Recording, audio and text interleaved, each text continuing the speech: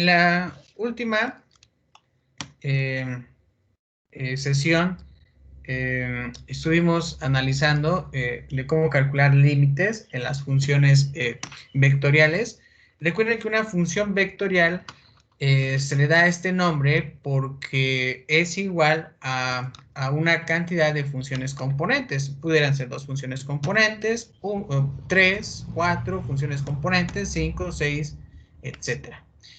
Bien, todas estas funciones vectoriales que solamente tienen una variable real, por lo regular en el espacio en el que estén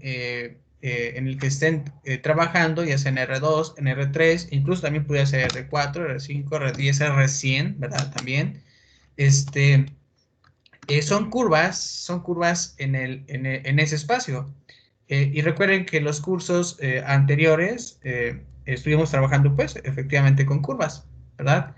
Curvas, pero en el plano. Eso fue lo que más se estudió. Y ahorita, pues, tenemos la posibilidad de trabajar ya funciones vectoriales en un espacio en Rn.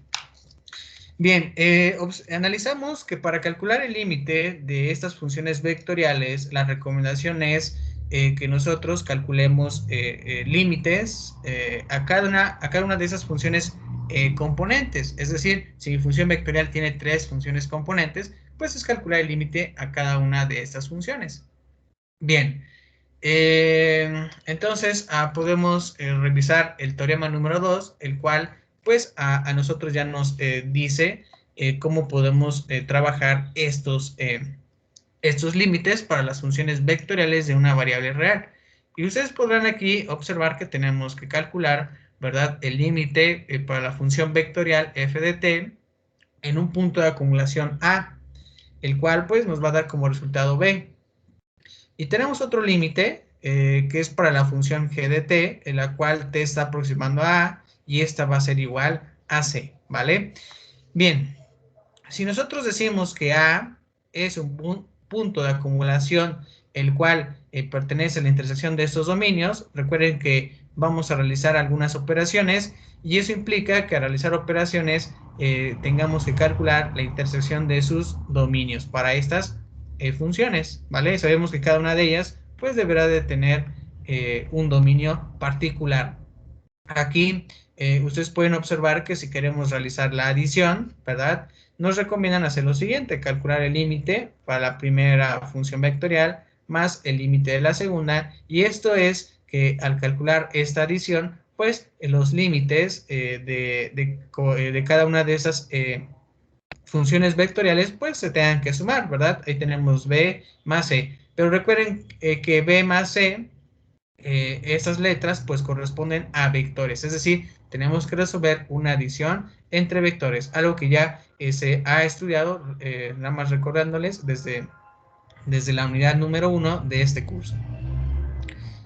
Si nosotros queremos realizar una sustracción, ¿verdad? Nuestro interés es realizar esta operación de calcular la diferencia entre estos dos límites, pues lo podemos hacer de esta manera. Que B, que es el resultado del primer límite, vamos a restarle el resultado del siguiente límite, que sería B menos C. Y también recuerden ahí que se trata de una resta, pero entre vectores, ¿vale? Y también podemos realizar esta parte, la del producto punto, ¿verdad? Esta operación entre esas dos funciones vectoriales y nos quedaría de esta manera, ¿verdad? Tenemos el producto del límite de la función vectorial f por el límite de la función g de t. Y entonces aquí tenemos el resultado, el cual pues tendrá que llevarse a cabo ese tal famoso producto punto, ¿verdad? B punto C, que al final en este caso nos daría un resultado, un número real, ¿vale? Bien, entonces podemos decir que si la función f y g son funciones vectoriales que están en R3, entonces pues aparece otra operación, ¿verdad? Recuerden que estas últimas dos son las que encontramos o las que se generan, las que aparecen a partir del espacio euclidiano tridimensional. Cuando ustedes lleven estática, incluso dinámica, en dinámica se van a dar cuenta que el producto cruz sigue estando presente. Hay algunos problemas en las cuales se tienen que solucionar y se tienen que aplicar pues estas operaciones, el producto escalar, incluso el producto cruz, ¿vale? Entonces, recuerden eso cuando lleven esos cursos, de que el espacio que estamos trabajando aquí, que sabemos que es matemática, y los cursos que vienen de estática dinámica, pues ya es mecánica vectorial, en la cual pues ya hay que trabajar con un poco de física, pues se siguen manteniendo estos mismos productos, ¿vale? Muy bien, entonces aquí pueden ustedes observar que si queremos realizar el producto cruz, ¿verdad? En este momento de estos dos límites correspondientes a las funciones f de t y g de t, pues el resultado en el caso de estos límites, pues se puede realizar el producto cruz. Recuerden que tengo ahí b cruz c y por lo tanto me va a generar un nuevo vector. Y recuerden la característica principal que tiene el producto cruz es que el producto de dos vectores, ¿verdad? Nos va a generar un vector, un tercer vector, ¿vale? Que va a ser ortogonal a estos dos, ¿vale? Con esa característica. Muy bien. Y bueno, aquí tenemos la demostración. Por ejemplo, aquí nos explican de cómo llevar a cabo la adición entre esas dos funciones y tener que calcular su límite, ¿verdad? Bien. Lo mismo ocurre para cualquier otra operación nosotros que tengamos que aplicar. Bien, con esto podemos también estudiar el teorema número 3, el cual pues nos dice o nos recuerda, mejor dicho, que f, sabemos que esta f que está por lo regular en negrita, que simboliza una función vectorial de una variable real, y luego tenemos la siguiente función real de una variable real, ¿vale? Nosotros sabemos que esta función, ¿verdad? La estudiamos en cursos anteriores, ¿verdad? Y bueno, si ustedes observan, el límite para esta función real de variable real, pues es igual a R. Podemos decir incluso que, si recuerdan su curso número 1, pues podemos también simbolizar que es igual a L, ¿verdad? Ahí en ese curso trabajamos mucho con esta letra L, pero aquí es algo similar, solamente que cambiamos la L por la R, ¿vale? Y esta es una función vectorial, ¿verdad? De variable real. Podemos calcular los límites, ¿verdad? En este caso, para ambas funciones, ¿vale? Sabemos que son diferentes, y son diferentes las funciones. Esta, repito, es como las que estudiamos en cálculo diferencial, y bueno, esta es la de nuestro interés para esta unidad. Bien, sin embargo, sabemos que A, pues deberá de ser un punto de acumulación, ¿verdad? Del dominio de esta función, ¿verdad? De ese producto, ¿verdad? Aquí, si ustedes observan, tenemos un producto de la función real de variable real con una función vectorial de variable real. Entonces, podemos nosotros hacer lo siguiente. Calcular el límite, ¿verdad? Para la función real de variable real, y después puedes tener que multiplicar el límite para la función vectorial de una variable real. Y sabemos que el límite de la primera función real, pues será un número real, ¿verdad? Que es R. Pero el de la función vectorial de variable real, pues será un vector, ¿verdad? Y ustedes pueden observar el resultado que obtendríamos al tener que llevar a cabo este producto, ¿vale? También ese es otra operación que se puede llevar a cabo, pero repito, con una función real y una función vectorial, en donde ambas son de variable real, ¿vale? Bien, y aquí tienen la demostración de que efectivamente ese producto pues es igual a este límite. Tienen que calcularlos separadamente, ¿vale? Bien.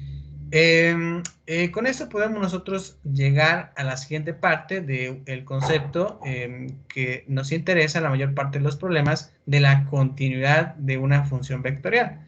En su momento nosotros llegamos a estudiar la continuidad de una función real, ¿verdad? Pero aquí la vamos a extender, pues, el concepto de continuidad a las funciones reales de una variable real. Y esta continuidad para nosotros de una función vectorial de variable real es directa, como sucedió con el concepto de límite, ¿vale? Recuerden que para trabajar el concepto de límite también tenemos dos maneras. La primera es, de acuerdo a las condiciones del problema, aplicar la definición informal, ¿verdad? Y si queremos asegurar que lo que estamos haciendo es correcto, tenemos que aplicar o demostrarlo mediante la definición formal del límite. Bien, entonces podemos llegar a la definición número 6 y analizar lo siguiente. Nosotros sabemos que la función f deberá de ser continua también en un punto de acumulación que nosotros en ese momento definimos como A. Ahora, recuerden que es muy importante conocer el dominio de la función vectorial porque a partir de ese dominio nosotros podemos confirmar si este punto A, ¿verdad?, se encuentra sobre este dominio, ¿verdad? Y así poder calcular, pues, incluso verificar la continuidad en este punto. Bien, entonces para cada epsilon mayor que 0, pues debe de existir un delta mayor que 0, ¿verdad?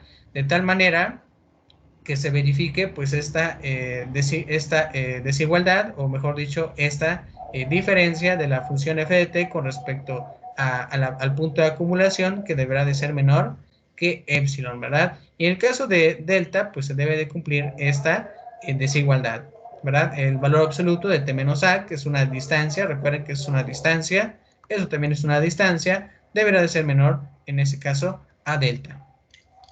Bien, aquí nuevamente nos dan una observación acerca de este concepto.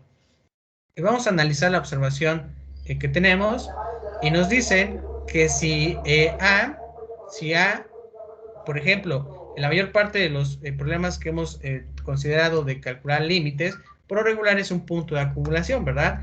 Pero vean, ¿qué ocurre si ese valor de A no llegara a ser un punto de acumulación del dominio de f, es decir, que no pertenece, ¿verdad?, al dominio de la función vectorial? Pero podemos decir, ¿sabes qué? F es continua en ese punto A. Pues en este caso, si es esto, pues debe de existir un delta mayor que 0, en donde pues este punto de acumulación será el único número, ¿verdad?, en ese momento.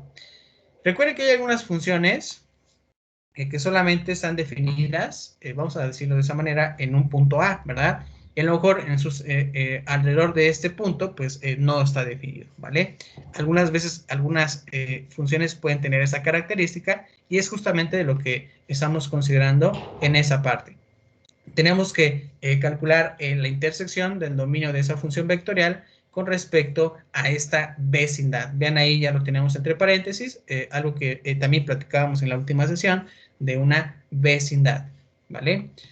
Bien, entonces podemos decir que para cualquier epsilon mayor que 0, pues también se debe de cumplir esta desigualdad, ¿verdad? Ya la conocemos desde un curso anterior, siempre pues que t pertenezca a la intersección del dominio de la función vectorial y esta vecindad, que sería en ese momento esa parte que tenemos aquí, ¿vale?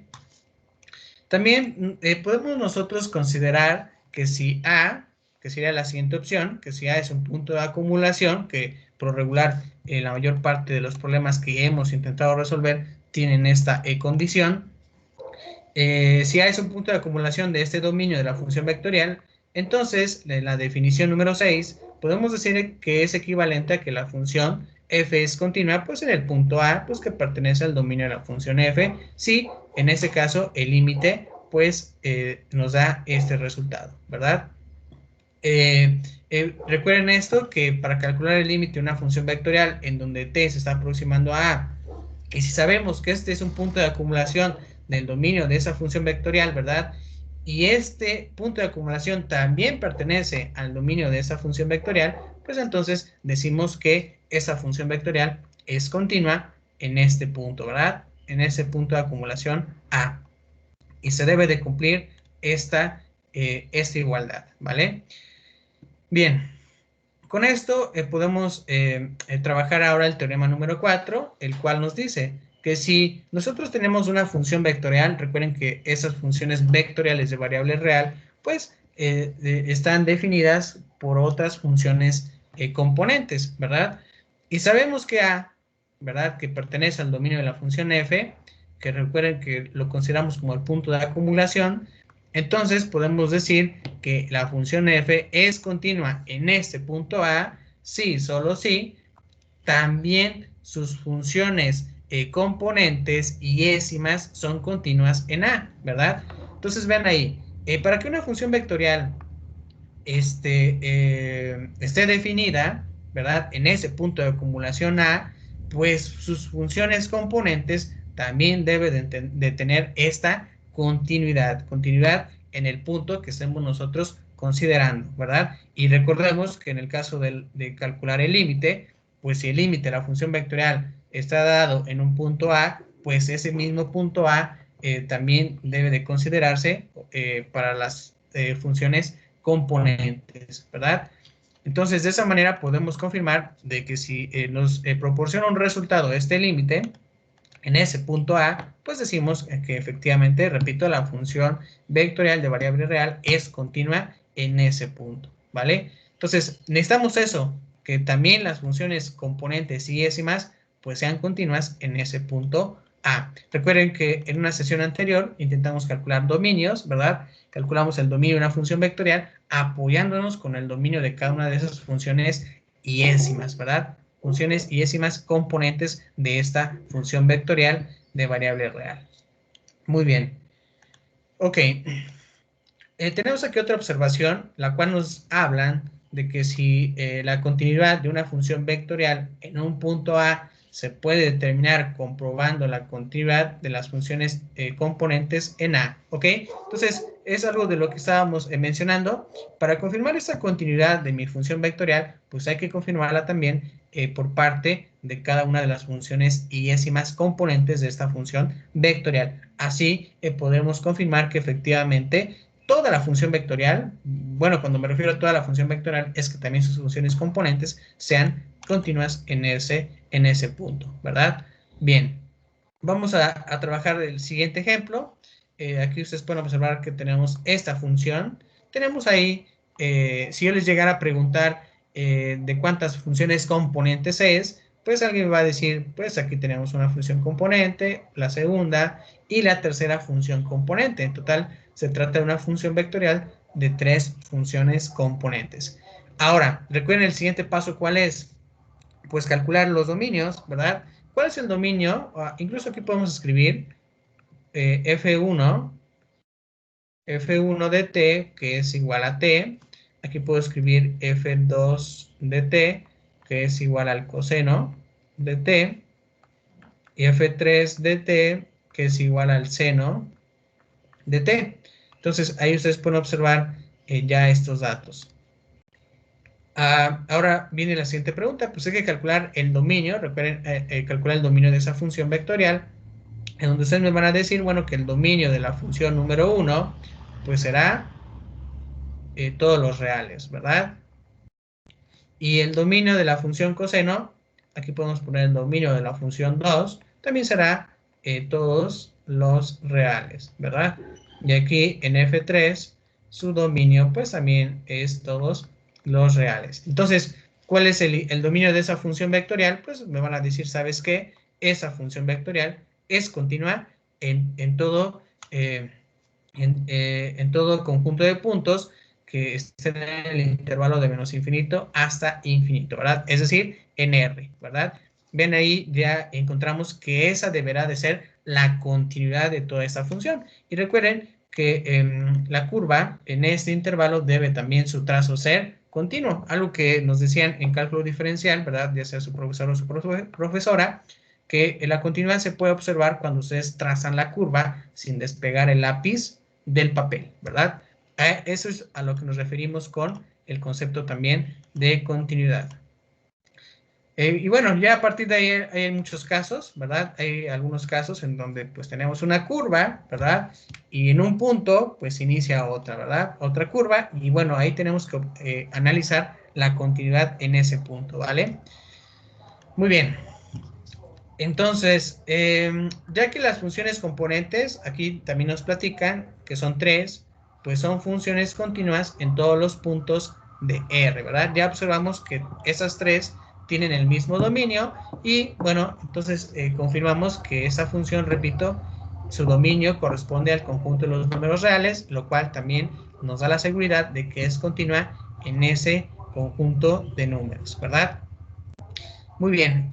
Podemos también revisar el teorema número 5, la cual pues ya nos dice que si... aquí al menos tenemos dos funciones vectoriales. Repito, ¿podemos tener más? Sí, se pueden tener más. Y nos confirman que son continuas en ese punto de acumulación A. Entonces, tal vez nosotros tengamos que realizar una adición, ¿verdad?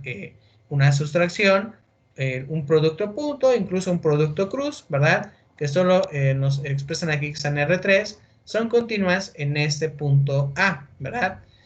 Entonces, si nosotros trabajamos esta función vectorial de variable real y esta función real, ¿verdad? De variable real, que también son continuas en A, pues también podemos decir que el producto, repito, de esta función real con esta función vectorial de variable real, pues también deberá de ser continua en A, ¿vale? Eso es lo que se nos define en ese momento, ¿vale? Muy bien. Bien, aquí tenemos parte de la demostración de ese teorema. Y bueno, vamos a revisar estas siguientes definiciones que hablan acerca de y observaciones que hablan de la continuidad de una función vectorial. Y por ejemplo, en la 7 ya nos dicen lo siguiente. Vamos a leerla y después la comentamos. Nos dicen que la función f es continua en un conjunto, vamos a llamarlo P, es una P alargada. Si P es un subconjunto, ¿verdad?, del dominio de la función vectorial, si la función restringida, ¿verdad?, que tenemos aquí, tenemos f, que es nuestra función restringida con respecto al conjunto P, pues es continua en cada uno de los puntos de este conjunto EP, ¿verdad? Entonces, nosotros podemos tener ahí un conjunto, ¿verdad? Podemos definir una función continua, a lo mejor una curva así, ¿verdad? En este caso, podemos tener ahí un conjunto, ¿verdad? Vamos a decir que todo esto sea nuestro intervalo, por ejemplo, de infinito o menos infinito a infinito, ¿vale? Y vamos a suponer que el dominio de la función que tengo aquí, que tracé, voy a cambiar el color, bueno, que sea de color azul, ¿vale? A lo mejor esta curva que yo tracé, pues vamos a trabajar un conjunto P, ¿verdad? A lo mejor por aquí. A lo mejor esta parte la consideramos para poder trabajar y efectivamente podemos confirmar que este conjunto P pues es un subconjunto de ¿quién?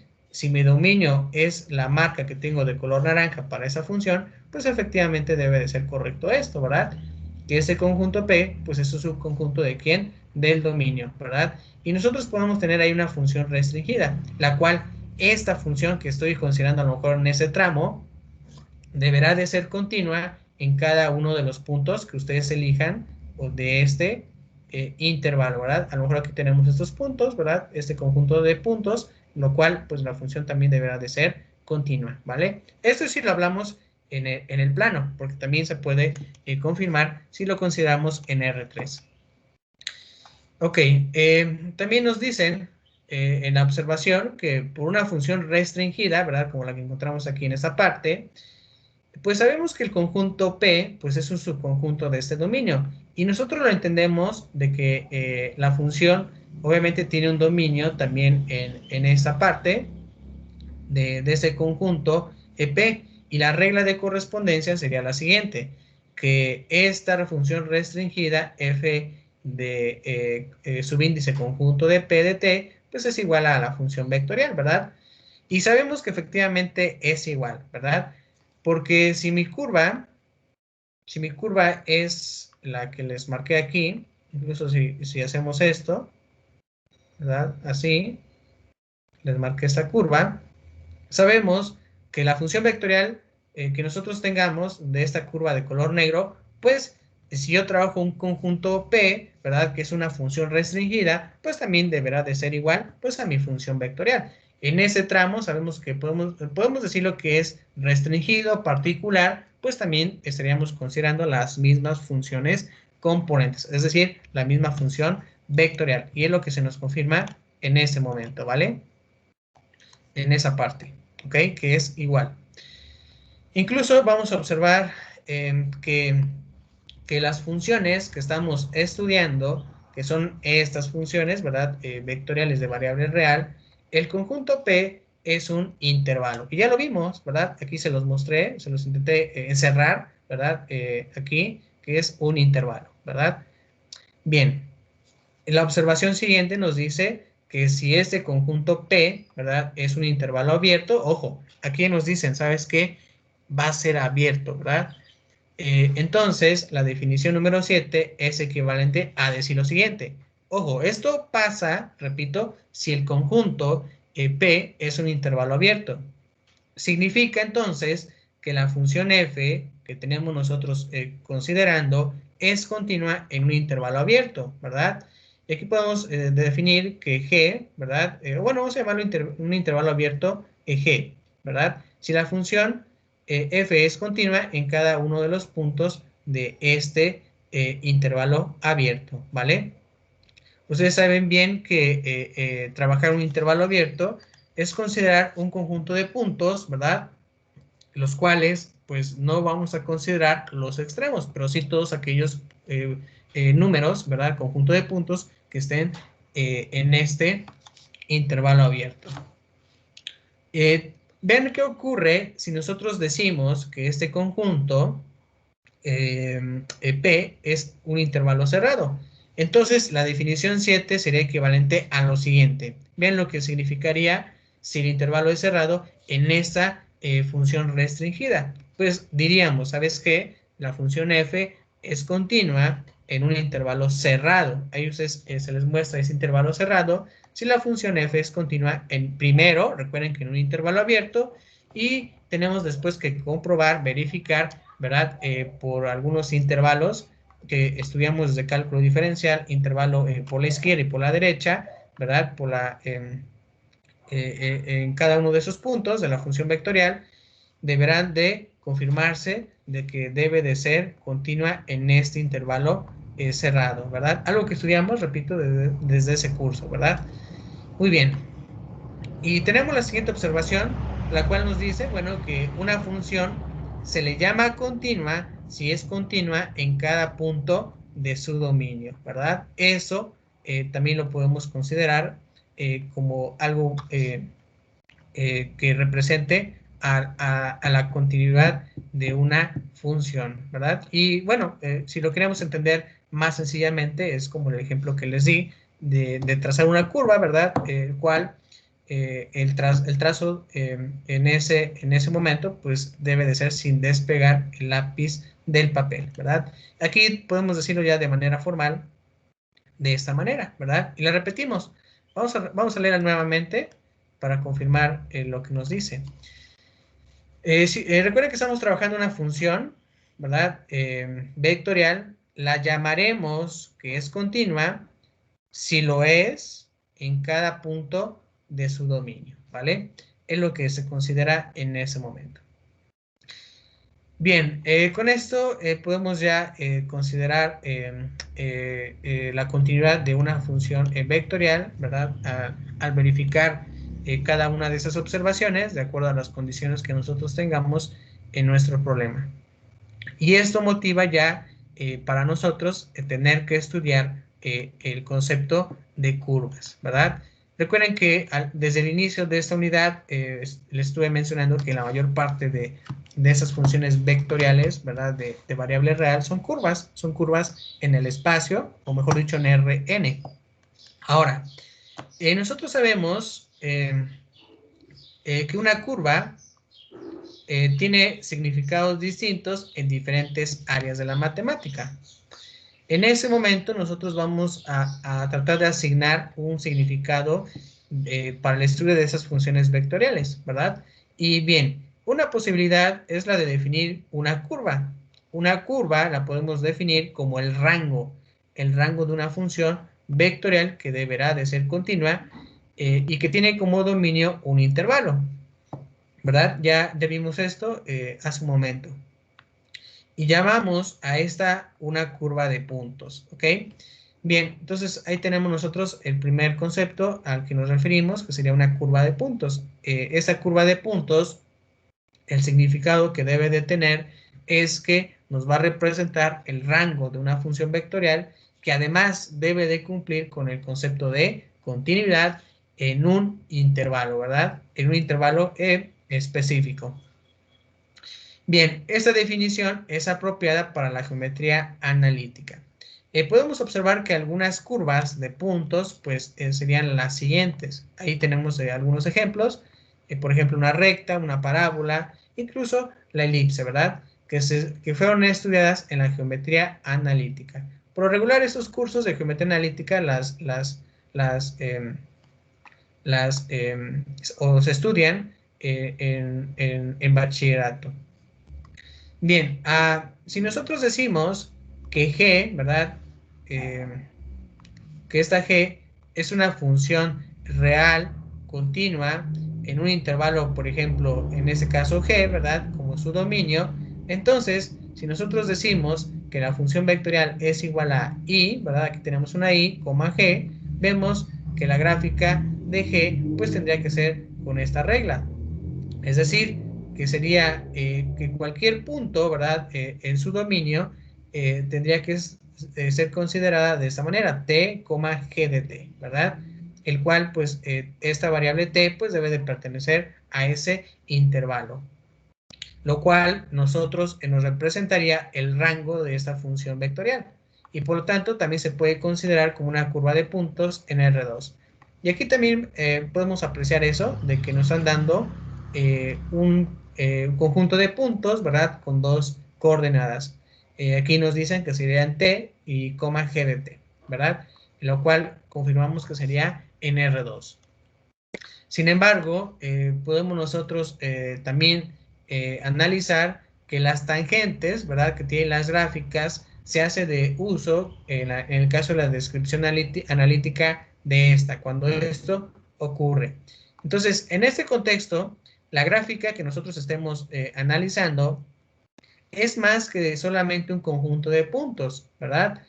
Es un conjunto de puntos trazado en la forma descrita por la función que nosotros consideremos, ¿verdad? Aquí nos dicen que sería f, que es la función vectorial, es igual a i, g. Es decir, que la función f de t va trazando el conjunto de puntos de izquierda a derecha a medida que t aumenta sobre el intervalo, vamos a llamarlo g, ¿verdad? Entonces, ahí tenemos la recomendación. La mayor parte de las curvas, en este caso funciones vectoriales, su trazo es de izquierda a derecha, a medida que ustedes van considerando el valor de t, ¿verdad? En ese momento. Bien. También podemos nosotros observar que existen otros tipos de problemas, por ejemplo el de describir el movimiento en el espacio de una partícula durante un intervalo de tiempo en un intervalo cerrado, ¿verdad? Bien, imagínense ustedes que tenemos que tal vez viajar, ¿verdad? Viajar a algún lugar, puede ser a Oaxaca, Puebla, Veracruz, ¿verdad? Nosotros en ese momento, pues, de acuerdo a la carretera, ¿verdad? Podemos decir que la carretera sería nuestra trayectoria, ¿vale?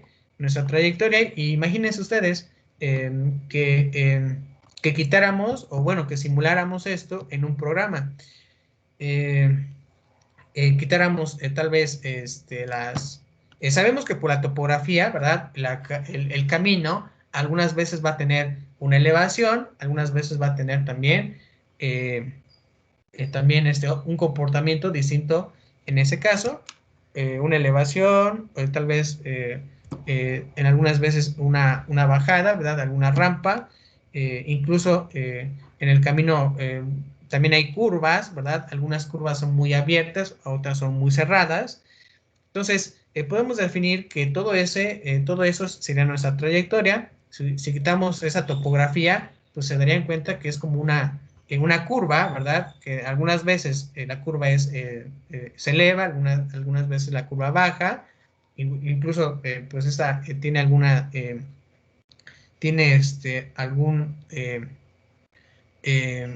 tiene también, algunas veces incluso hasta puede tener un poco de torsión, ¿verdad? Porque a veces algunos tramos del camino, que como que la curva no es totalmente plana, a veces como que se torsiona un poco, ¿verdad?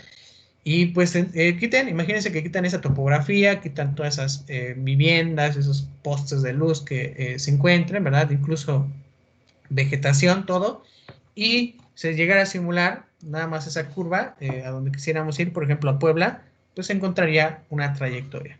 Y bueno, en esa trayectoria, pues podemos decir que nosotros seríamos esa partícula, ¿verdad?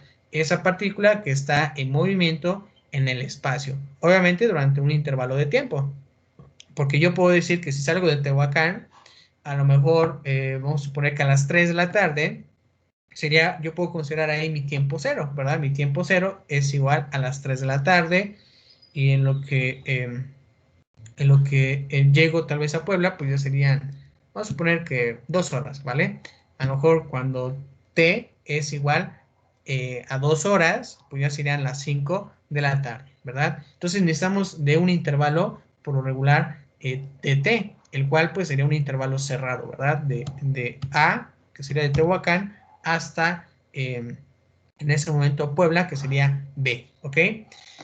Muy bien, entonces tenemos esta representación y bueno, a partir de aquí, repito, ya se pueden considerar algunos problemas también de la mecánica, de la física, mecánica clásica también. Bien, entonces nosotros en ese momento, con cada punto de T que pertenezca a este intervalo, ¿verdad? De Tehuacán a Puebla, asociamos el punto como f de t, que es la posición de la partícula en el instante con relación a un sistema de coordenadas rectangulares establecido. Imagínense que en ese modelo, que vamos a trabajarlo en un programa, en 3D, ahí pues tenemos nuestros sistemas de ejes, o bueno, de referencia. Podemos identificar 3, como lo hicimos en la unidad número 1, ¿verdad? Cuando trabajamos en AutoCAD teníamos ahí 3 ejes, incluso ahí hasta el programa nos mostraba de colores los ejes. Determinamos ese eje, ¿verdad? Y nosotros podemos observar que la función vectorial es a lo que nosotros conoceríamos como posición. La posición de la partícula, ¿verdad? Es decir, que esa función vectorial me va a dar la información de mi trayectoria, ¿verdad? Que yo debo de seguir. Esa es la de posición. Me va a decir el camino que debo yo seguir, ¿verdad? Bien. Entonces, el movimiento de la partícula quedaría descrito por una función vectorial de f, obviamente con dominio de A hasta B, es decir, de Tehuacán a Puebla, porque si alguien dice o considera otro intervalo, por ejemplo, de Tehuacán a Oaxaca, pues nosotros no hicimos ese viaje, ¿verdad? Bueno, yo en ese ejemplo no hice ese viaje, sino que lo hice a Puebla, entonces no puedo trabajar con ese intervalo, ¿verdad? Necesito definirlo de acuerdo a la trayectoria que yo debo seguir. Y tenemos ahí que el rango va a ser en R3. ¿Por qué en R3? Porque en este caso, estamos considerando que estamos trabajando en un espacio de 3 dimensiones. Entonces, mi función vectorial debe tener 3 funciones componentes. Bien, además, esta función f, que es continua, ¿verdad? En este caso la definimos como el camino que yo tuve que seguir, ¿verdad? Que es mi trayectoria. Incluso ahí nos ayudaron a decir que se trata de una posición. Pues en mecánica clásica se supone que una partícula no puede cambiar instantáneamente su posición, ¿verdad? Es decir, que si la partícula está en un punto P0, ¿verdad? Vamos a llamarlo f de t subíndice 0, que es un instante t0, ¿verdad? Aquí ustedes pueden observar que P, ¿verdad? Aquí tenemos una vecindad en ese punto, ¿verdad? En el punto 0 que tiene de radio epsilon. Imagínense en ese momento, considerando el ejemplo que les di, les dije yo que en el tiempo t0, ¿verdad? Es igual a 0. ¿Por qué? Porque apenas voy yo a partir o voy a salir de casa. Entonces, aquí nos recomiendan que donde, por ejemplo, donde yo estoy, pues considerar una vecindad. Esa vecindad, imagínense que es un círculo, ¿verdad? Un círculo que en ese momento donde se encuentren ustedes en casa, pues ahí van a generar una pequeña vecindad. Esta vecindad, su centro sería ustedes, donde están sentados en ese momento. Yo los imagino así, que están sentados, tomando su clase, ¿verdad? En su habitación o en la sala o en la cocina, ¿verdad? Yo espero que no estén acostados, pero bueno, yo considero que están ahorita sentados y bueno, ahí podemos decir que sería el punto cero, ¿verdad? Este punto es cero. Aquí voy a corregir.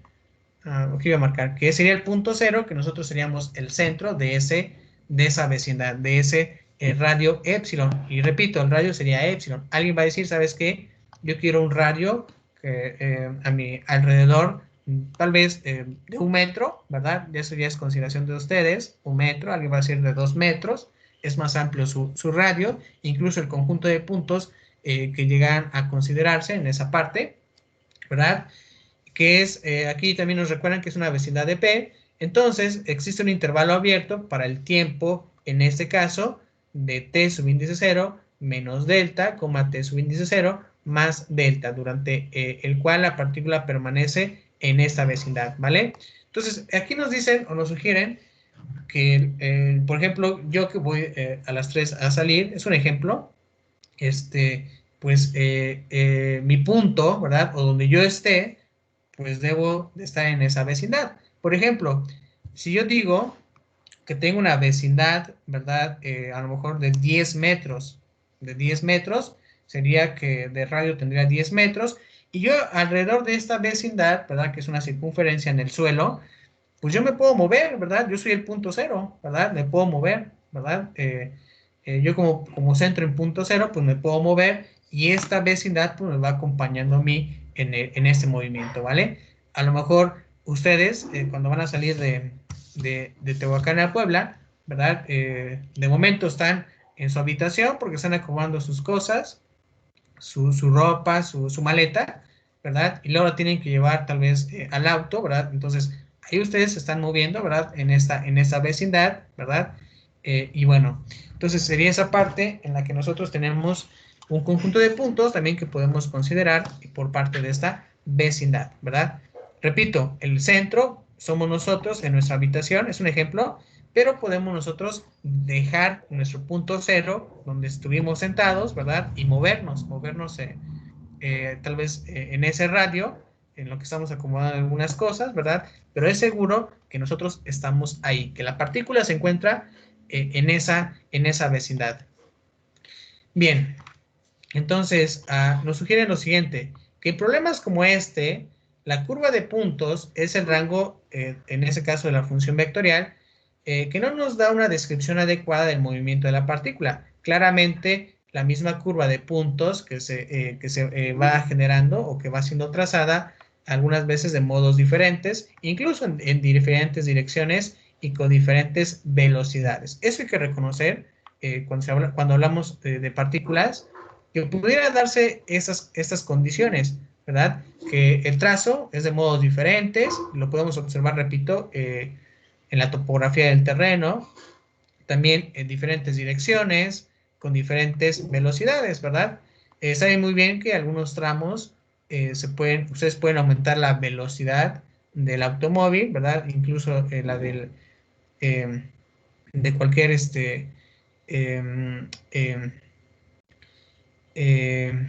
cualquier medio de transporte, ¿verdad? Algunas veces se presta para aumentar, repito, esa velocidad, algunas veces pues hay que disminuirla.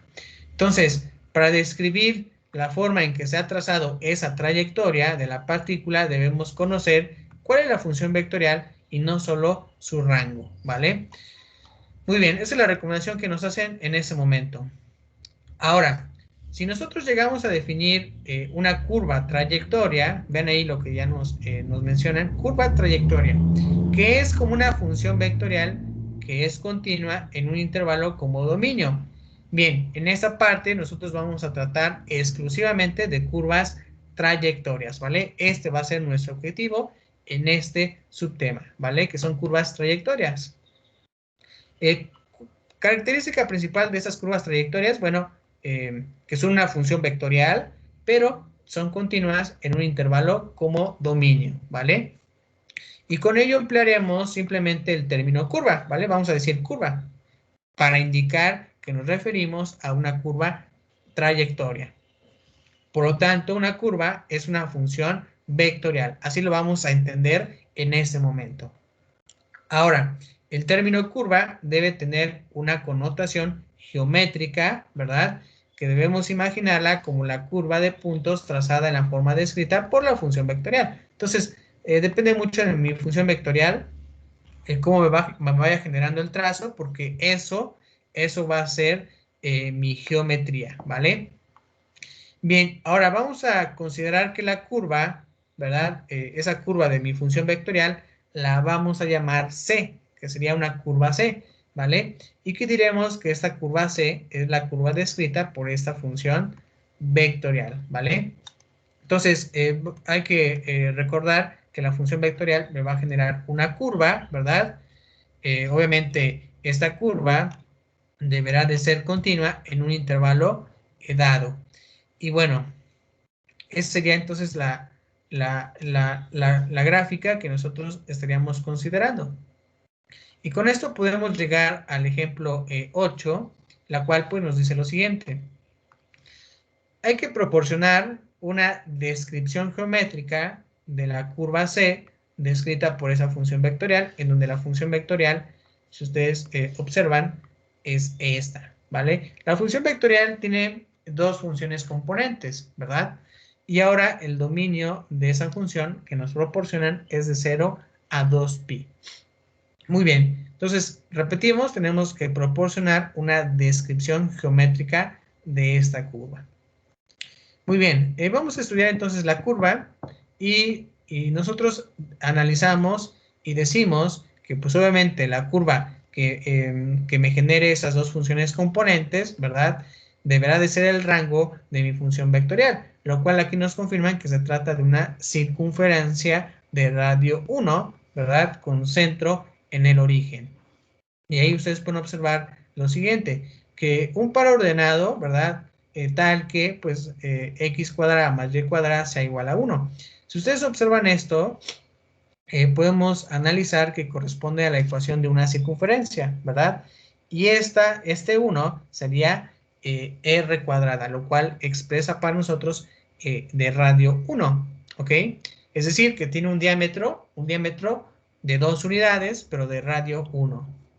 Entonces, a medida que nosotros intentamos trazar, ¿verdad? Esta curva, en donde t, de acuerdo al intervalo que me están proporcionando, parte de 0, ¿verdad? Hasta 2pi, ¿verdad? De 0 a 2pi, pues hay un conjunto de puntos que me ayudan a mí a determinar, incluso a trazar, ¿verdad? O también lo podemos decir, dibujar en ese momento la función vectorial. Bien, entonces se darán cuenta que el punto, ¿verdad? Los puntos que ustedes vayan identificando, vayan calculando, pues van recorriendo la circunferencia, que será mi curva C, en la dirección contraria al giro de las manecillas del reloj, ¿verdad? Esa sería la recomendación. Déjenme ver, creo que no tenemos gráfica. No tenemos gráfica, pero aquí lo voy a hacer rápidamente, lo voy a intentar dibujar. Más o menos podemos tener esto, ¿ok? Podemos tener aquí el eje X y aquí el eje Y, ¿ok? Y podemos dibujarlo así, ¿ok? Más o menos ahí. Ahí está. A lo mejor sería mi gráfica. Inténtenla imaginar, ¿verdad? Lo mejor posible, la circunferencia. Y bueno, si nosotros trazamos, recuerden que tenemos aquí 0, ¿verdad? Luego aquí tenemos pi y luego aquí tendríamos 2pi. Entonces la curva va siendo trazada, efectivamente, como nos comentaron, en dirección contraria al giro de las manecillas del reloj, ¿verdad? Y así va siendo su trazo. Vamos identificando algunos puntos de 0 hasta 2pi, ¿vale? Si nosotros evaluamos la función en 0, nos daría este punto, ¿verdad? Que podemos decir que el primer dato sería el 1, por ejemplo, yo puedo definir que X sería aquí tal vez 1, ¿verdad? Y en Y pues sería 0, es decir, encontraríamos este punto. Y si ustedes observan, f de 2pi también nos da este mismo punto. Entonces, el intervalo de 0 a 2pi, pues me dice, partes desde este punto, ¿verdad? Encuentra los demás y tienes que llegar a 2pi, que prácticamente es estar estar en el mismo punto de partida. Bien, entonces esta sería nuestra famosa curva C, ¿vale? Aquí vamos a ponerle esta notación, que sería más o menos así, mi curva C. Esta sería nuestra curva, la cual pues se puede expresar también con las ecuaciones paramétricas, ¿verdad? Como las que estudiamos en la unidad número 1 de este curso. Y las ecuaciones paramétricas serían esta: x es igual al coseno de t y y es igual al seno de t, ¿verdad? Y ahí tenemos nosotros esta información. Bien, entonces con esto podemos nosotros ya proporcionar esa descripción y ustedes dirían, ¿sabes qué? La curva de estos puntos, pues es el rango de esta circunferencia, obviamente de radio 1, y que su centro está en el origen, ¿verdad? Esa sería su descripción geométrica. Y también pueden decir que a medida que t va tomando valores de acuerdo al intervalo que nos propusieron de 0 a 2pi, pues este va trazando su recorrido de la circunferencia C en dirección contraria al giro de las manecillas del reloj, ¿verdad? Bien, entonces déjenme rápidamente capturar sus nombres para considerarles la asistencia de hoy. Bien, nos quedamos entonces en esta parte y continuaríamos en la siguiente sesión. Bien, no se desconecten, déjenme capturar rápidamente sus nombres. Recuerden que hay una tarea pendiente que deben de resolver para la siguiente semana.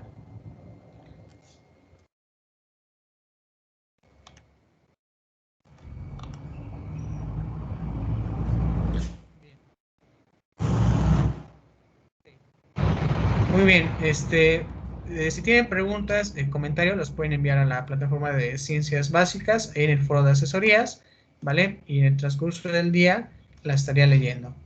Bien, entonces nos quedamos en esta parte y continuamos en la siguiente sesión analizando el ejemplo número 9. Bien, entonces que tengan una buena mañana, buen día, un buen fin de semana y nos vemos en la siguiente sesión.